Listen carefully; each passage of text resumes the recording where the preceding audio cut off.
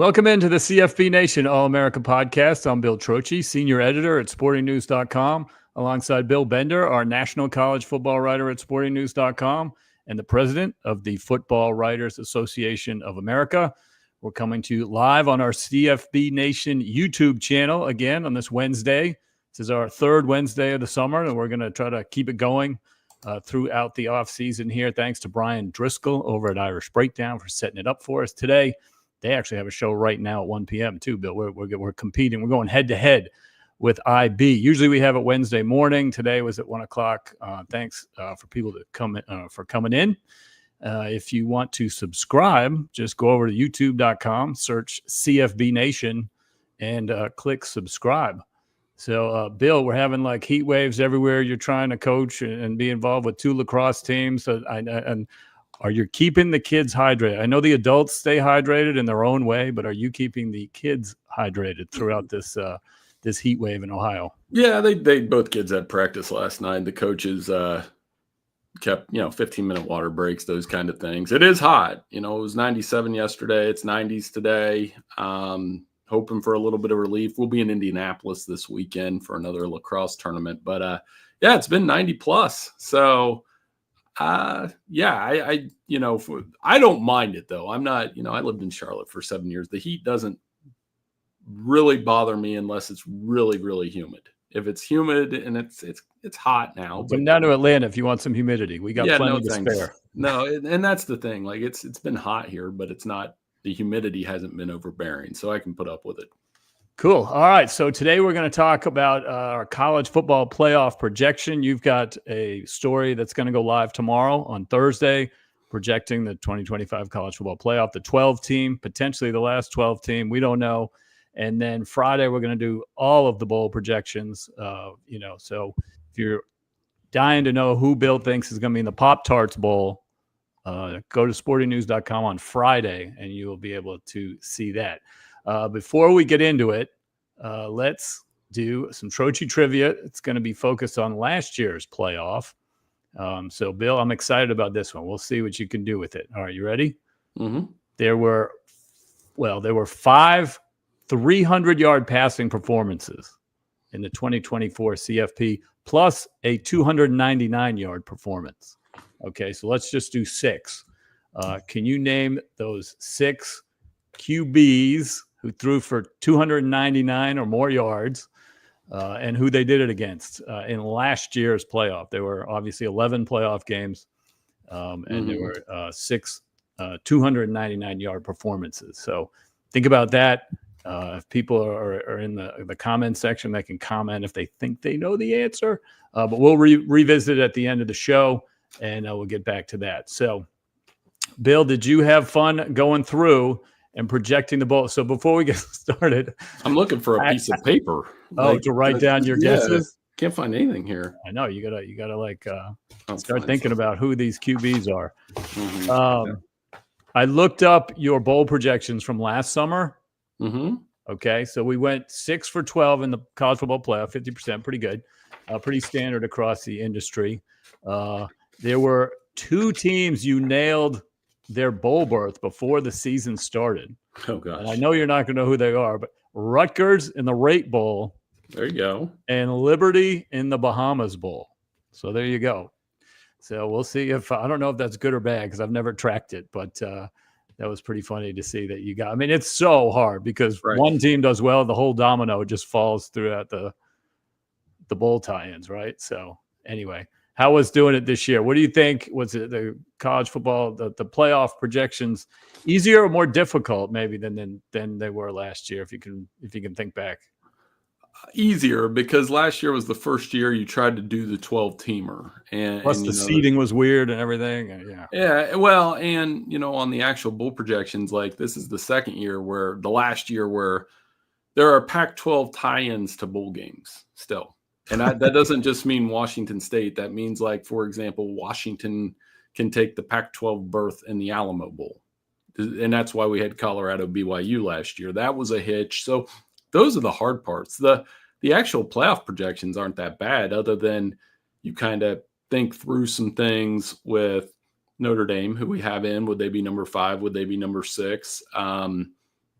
And I think a conversation why we've had all these playoff conversations is we have in ours, we have 4 SEC teams and 3 Big Ten teams, which is the reverse of last year. That means that we have 2 ACC teams in the playoff, and we have Notre Dame back in the playoff, and the at-large from there. So I think a lot of this expansion talk and why the Big Ten and SEC should lead that push for 16 teams is so they can get all their playoff contender-worthy teams in the playoff. It's not rocket science to me.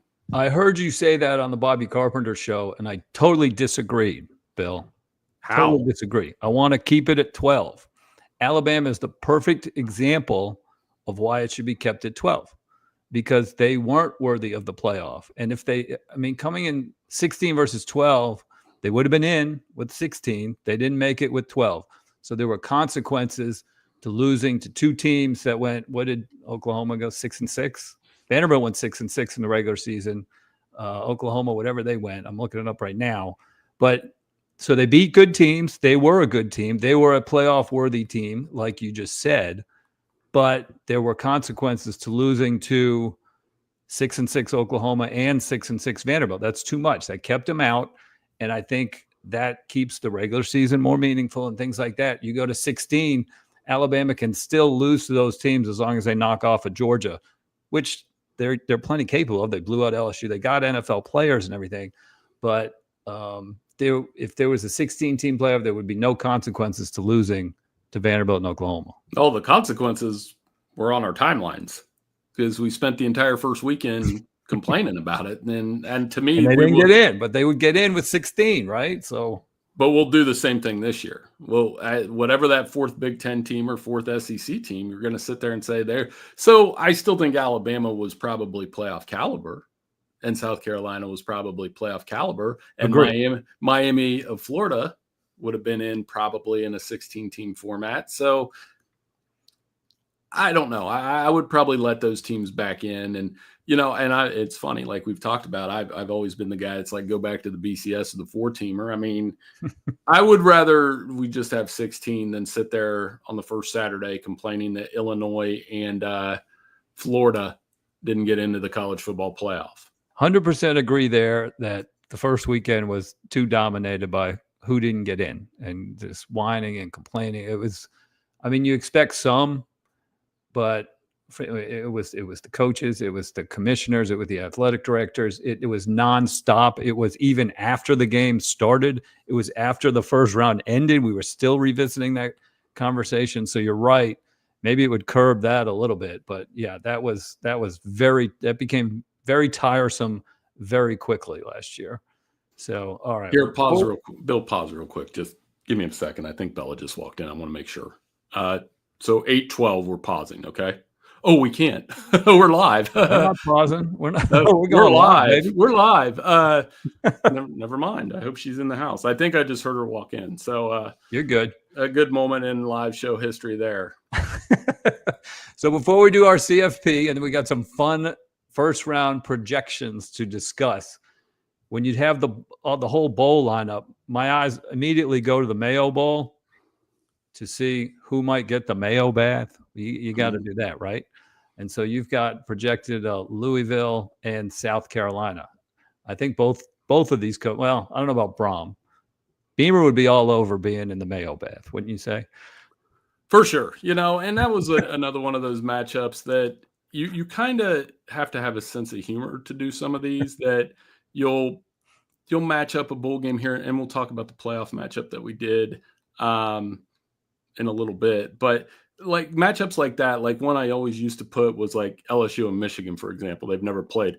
Unfortunately, in this year, you got Florida and Michigan who have they've played before. And those SEC Big Ten matchups I'm always calculated, because another thing you have to do and check with these is did they play in that bowl game last year? They switched teams around a little bit. So, if somebody played in the Music City Bowl last year, they're probably not going to put them in the Music City Bowl this year. And for our listeners to be clear about the live show mess up there, my daughter and my son, I'm single parenting this week. So that's my excuse. Like day 2 of 4, you said. Making sure both kids are where they need to be. And I think I'm So that's what I'm doing. That's a good excuse to break on You're the good. live show. You've But got anyway, two responsible young children. They'll be able to get home. Yeah. So, but yeah, I doing these bowl projections, it's one of those things where I think I've enjoyed doing them over the years. They've gotten progressively, you have blips where they're harder, they're easier. Honestly, it's like putting a puzzle together, and you start with a group of 5 schools, how many you're going to put in, and then you just pretty much put in most of the Power 4 schools anyway. You just kind of piece together where they're at. So your first round matchup last year on that Friday night of the first weekend, they're still doing the same format. It's going to be Friday night, then 3 on Saturday. The Friday night was Indiana at Notre Dame. Cool matchup. Very, picturesque. It was cold. It was a little snowy, all that stuff to kick off the 12 team. It was fun. This year you got one even more fun. LSU as the 11 seed coming to South Bend for another Friday night game at number 6 Notre Dame. So you've got Brian Kelly coming back on a Friday night to kick off the CFP against Marcus Freeman and Notre Dame. Sense of humor. Like I said, Notre Dame, LSU, I'm sure that would get Brian Driscoll and all the Notre Dame fans going. Oh, yeah. Well, and here it is. So you would say normally in this, and this is what I was flipping back and forth, was I had Notre Dame as the 5, and then I'm like, well, there's Navy at 12. And I play Navy. So I'm like, interesting. The playoff committee will find a way not to have that rematch, which they would do. So if Navy's 12-1 and playing in that game, I just have them playing Penn State to spice it up that way. And then, of course, you get LSU and Notre Dame, which that would be the most watched first round game in that event. And then they would they put Navy and Penn State at the first game of the second day. I think that would be painfully obvious there. But for Notre Dame, I think, you'd get the home game. You'd have to not make it all about Brian Kelly there, though, because that would be a tough matchup to have Garrett Nussmeier, LSU, even in November, roll up to Notre Dame for a first-round game. And another 2 things about Notre Dame at that point. I think, one, if they're like 11-1, at a certain point, you're like, why aren't we getting a first-round bye? We know why. Obviously, that was one of the agreements of not having a conference championship game. And then on the other end, and we talked about it earlier, you're bumping out an SEC or Big Ten team. So that would be a big playoff game perception-wise, because at this rate, LSU would be the last SEC team in the field. I mean, but all of the fans would be focused on, of the 2 schools, would be focused on Kelly-Freeman matchup. And looked it up. Freeman was only defensive coordinator for 1 year. 1 year when Brian Kelly made the unprecedented move of leaving Notre Dame for another school. First Notre Dame head coach ever to do that. And he took off, burned some bridges on the exit. People were frustrated with, Notre Dame's ceiling under Kelly and how he left and how much he recruited and yada, yada. And Freeman comes in with 1 year. Everybody wanted 1 year as a defensive coordinator. You know what his numbers were as a defensive coordinator at Notre Dame under that 1 year? I don't know. 43rd in total defense. However, 14th in scoring and 11th in turnovers forced, which are 2 important statistics, more important probably than total yards. But it wasn't like they were this top 5 defense or whatever, but just everyone wanted them. And it's one of those where everyone wanted them, and then it turned out to be the right call. Right. Yeah. So, I mean, I think that would be a really good matchup. For me, I'd probably pick Notre Dame there. And then I'd probably, like I said, we talked about Penn State, and then we'll talk about I'll go through the other 3 matchups that you got in the first round, and then you can kind of take it wherever you want it. So it's Navy at Penn State on the 12-5, and then the 10-7 is Miami at Alabama, and then the 9-8 is Oregon at Arizona State. Correct. And take that where you want. Which one do you want to talk about? Miami and Alabama. Because both of those coaches are under a lot of pressure to get into the playoff in for Mario, year like 5 now, and then Kellen DeBoer year 2. I think that would be, and a rematch of an old Sugar Bowl that shows up on my reels all the time with the George Teague play.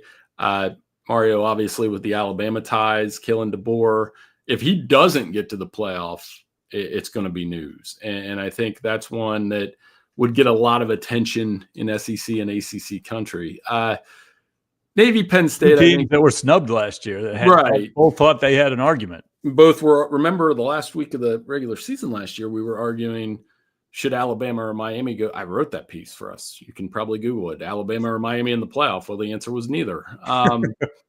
And then Arizona State, Oregon would be a really interesting game to me. You've got two former Pac-12 teams. I looked that up, as part of our research that, Oregon's lost their last two games in Tempe randomly. I wouldn't have thought that. So the home field would admit, yeah, exactly. You had that project last year. Tempe, Arizona is a tough place to play. It is. And so is Autzen Stadium. And with this reseeding format where the Big 12 champion might not get a first round bye. And I would think they would give the Big 12 champion a home game though, so as a 8 seed in the first round, I think that game would be played at Arizona State. And that says to me that Oregon would be the last of the Big 10 teams in the tournament. And Dillingham worked for Lanning. Yeah, good game all the way through. It'd be, and I absolutely think it'd be the last game we would watch that night, unless they would throw that in the afternoon window and put Miami and Alabama in the primetime spot that Ohio State, Tennessee was in. I could totally see that. Okay, so all right, so that's very fun first round. Then we get to the quarterfinals. All right, you've got in the Cotton Bowl, Texas, Oregon. Orange Bowl, Clemson, Penn State. Penn State was in the Orange Bowl last year.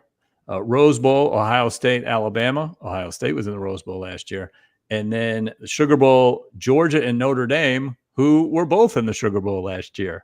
Talk about that rematch right there. Well, I mean, that's the thing. The 12-team playoff doesn't change what the 14 playoff gave us. You're going to get rematches. You're going to get rematches from the regular season. You're going to get the possibility that teams could play 3 times in a year. We almost had that last year with Georgia and Texas, where they almost, they could have played 3 times. And that's going to be part of this. Ohio State, obviously, yeah, they're going to take the Rose Bowl again. Go play, be the highest seeded Big Ten team. No, one of the things is the more I stare at this, I'm like, should I have just made Ohio State the 1 seed? Because I'm basically saying in this that I think Texas might beat Ohio State, but I'm also going off our rankings. Right now, we have Texas number 1. So why not make them the number 1 seed? Mm-hmm. Of those 4 matchups, Clemson, Penn State's probably the most intriguing to me because Clemson. Because they played last. Oh, no, they didn't play last. They haven't played in a minute. I don't think I'm pretty sure they haven't played since Dabo's been there. And 2 programs like you talked about all the pressure, with Dabo, or is your program actual national championship heavyweight? Well, they're going to be ranked like 1, and they got a ton of guys back. And then Penn State is, I just hear this question all summer, is this an end all year for James Franklin? And I keep saying like, okay, so what is good enough?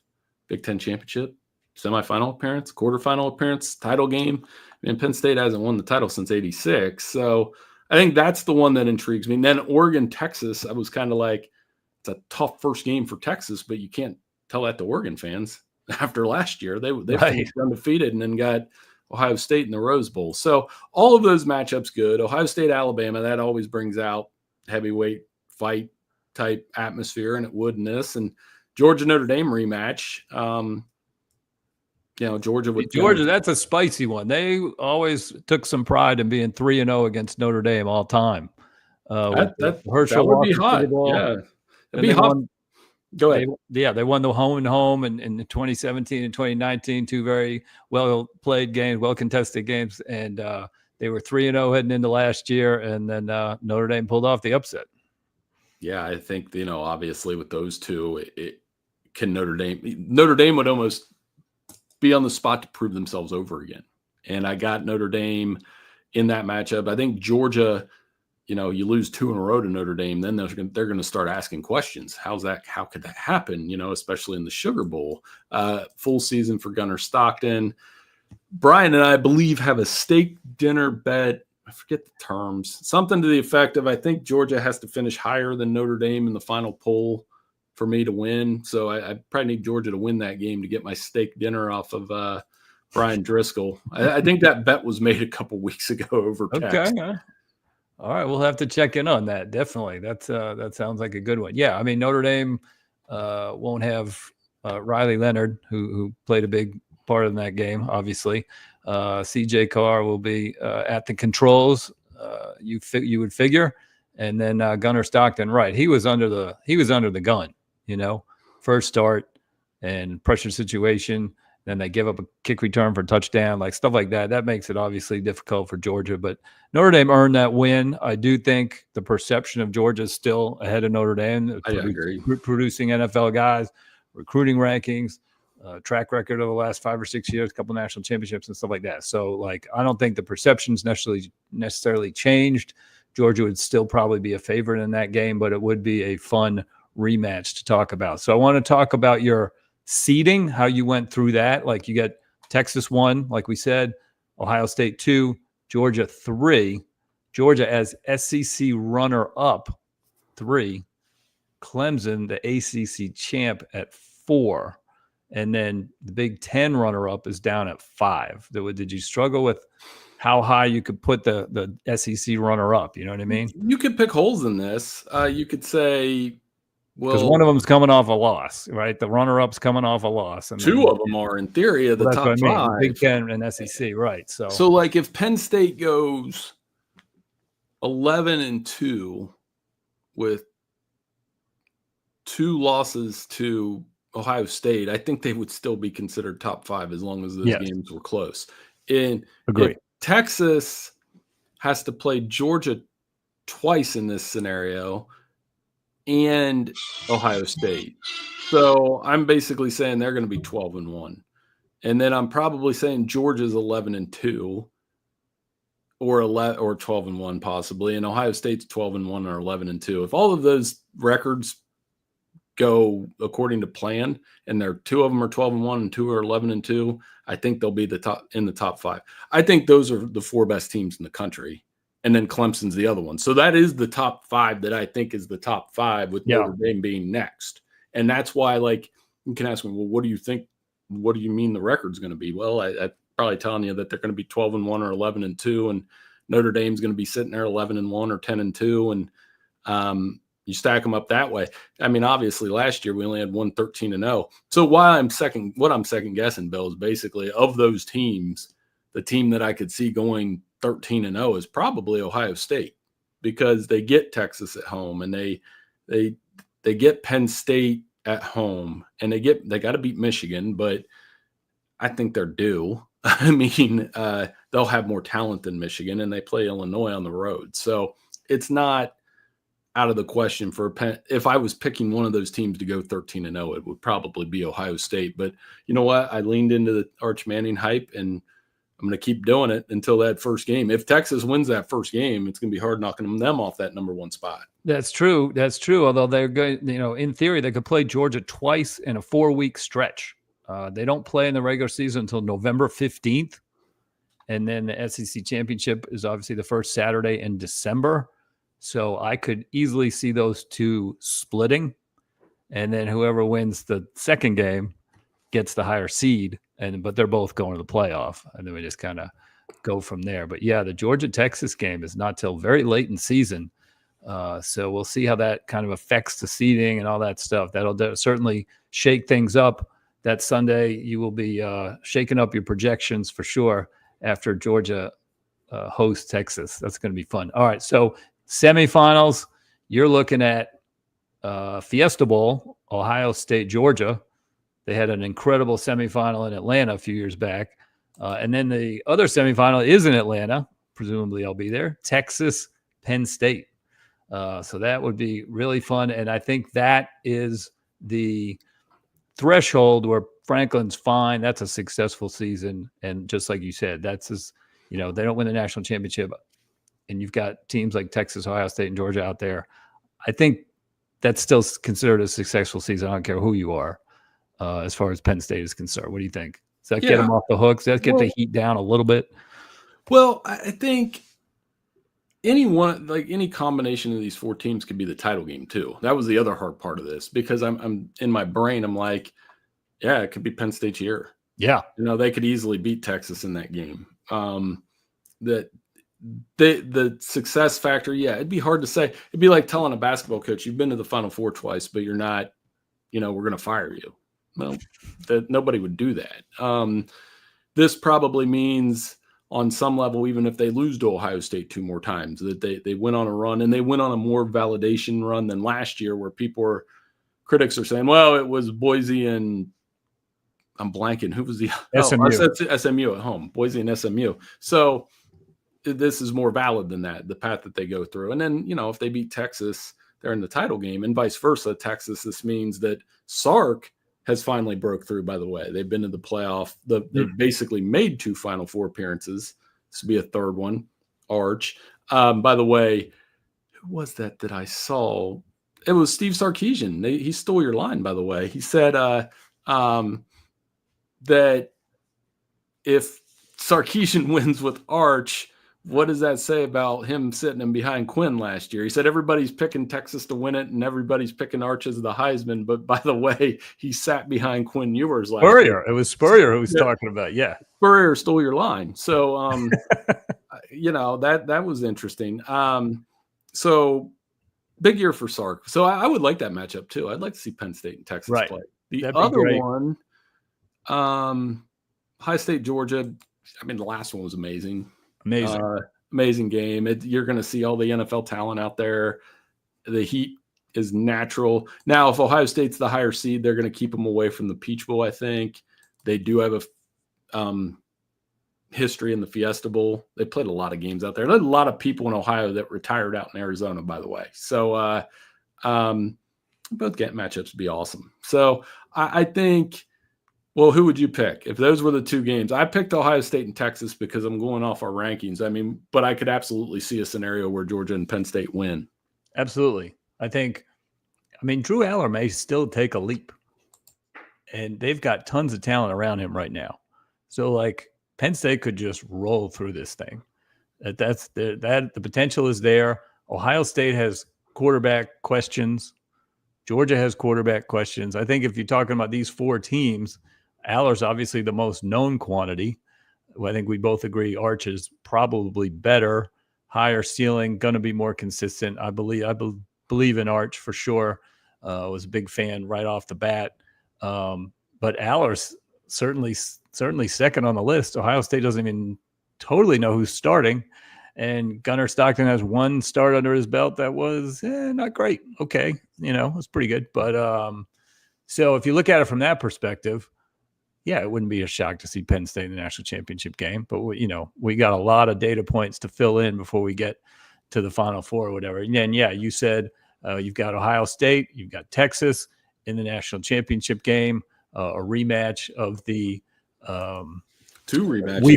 Week 1 game. And imagine if Texas somehow does go undefeated and they beat Ohio State twice and Georgia twice. So much there were those regular season games on the road.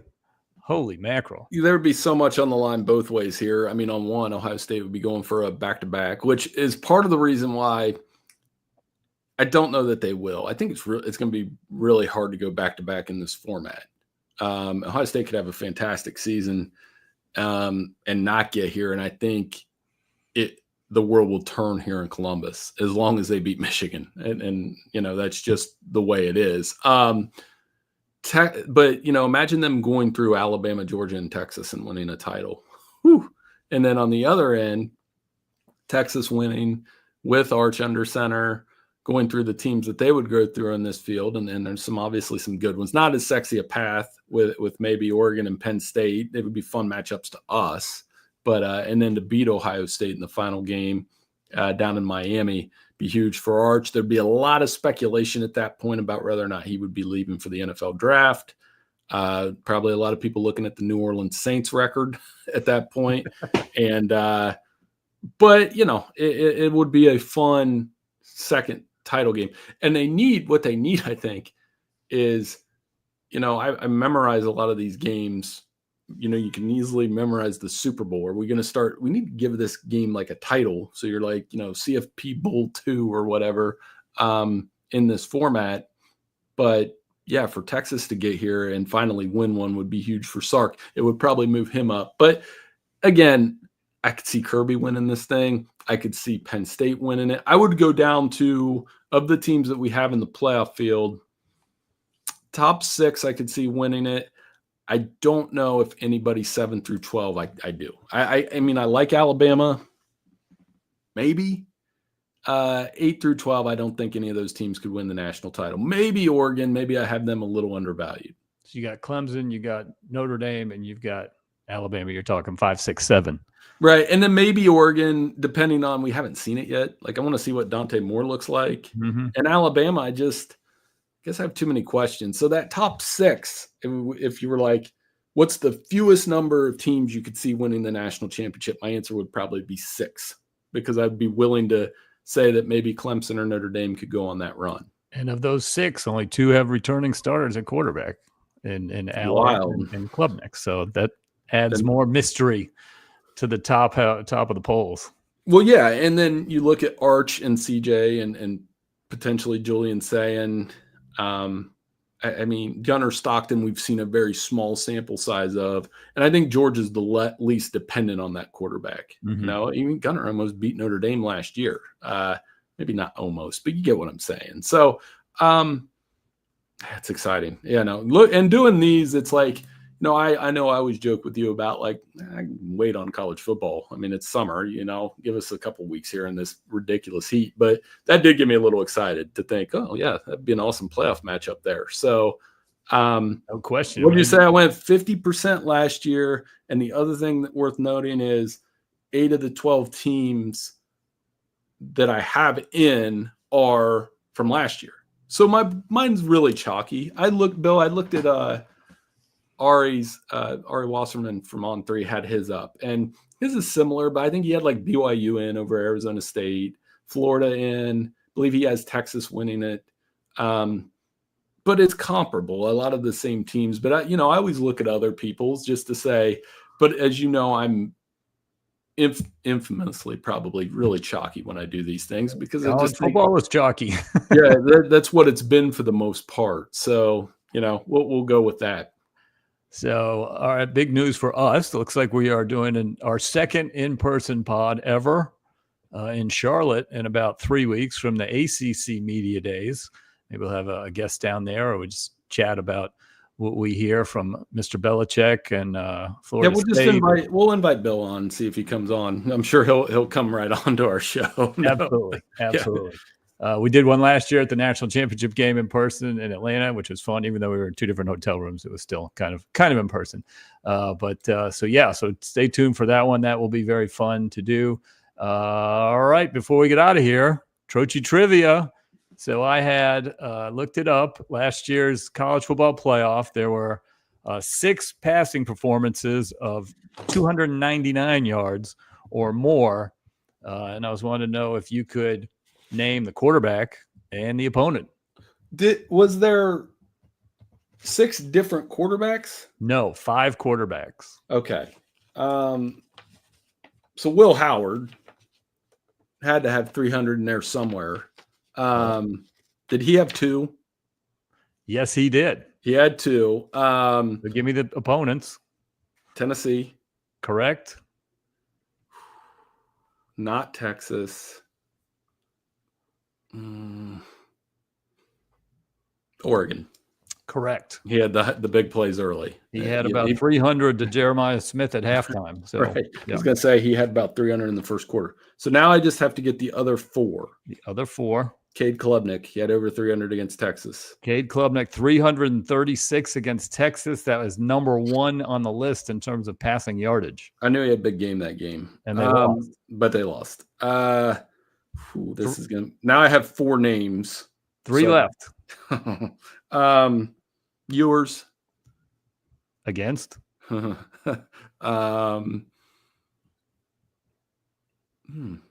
Arizona State. Correct. In overtime, he had 322 yards. He didn't have many until the last 2 minutes of the fourth quarter and overtime, but he crashed the 300-yard mark late in that one.